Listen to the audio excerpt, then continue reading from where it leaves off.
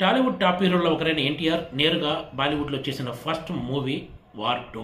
గతంలో ఎన్టీఆర్ రామ్ చరణ్ కలిసి నటించిన RRR సినిమా హిందీలో విడుదలైనా కూడా ఇది తెలుగు నుంచి హిందీలోకి డబ్ అయింది.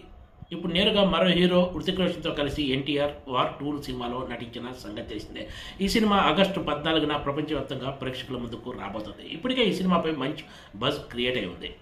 ఆదివారం నాడు హైదరాబాద్లో ఈ సినిమా ప్రీ రిలీజ్ ఈవెంట్ అట్టహాసంగా జరిగింది. ఈ ఈవెంట్లో ఎన్టీఆర్ చేసిన కామెంట్స్ ఇప్పుడు తెలుగు రాష్ట్రాల్లో హాట్ టాపిక్గా మారాయనే చెప్పాలి.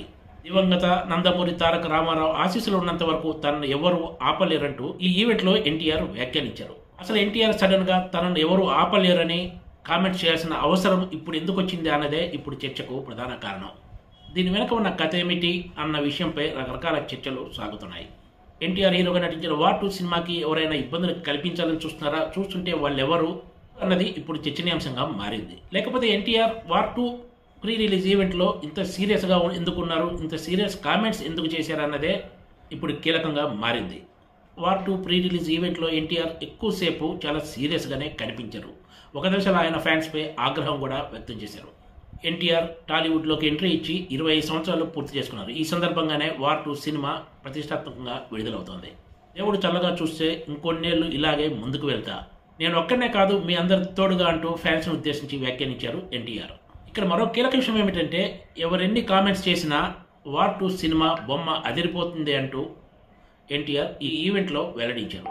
ఈ సినిమాలో ఎన్నో ట్విస్టులు ఉన్నాయని, ఇది హిందీ సినిమా కాదు తెలుగు సినిమా కూడా అంటూ ఎన్టీఆర్ స్పందించారు. హృతిక్ రోషన్ ఎన్టీఆర్ కలిసి నటించిన ఈ సినిమాపై భారీ అంచనాలే ఉన్నాయి. ఈ తెలుగు రాష్ట్రాల్లో ఈ సినిమాను ప్రముఖ నిర్మాత నాగవంశీ డిస్ట్రిబ్యూట్ చేస్తున్నారు.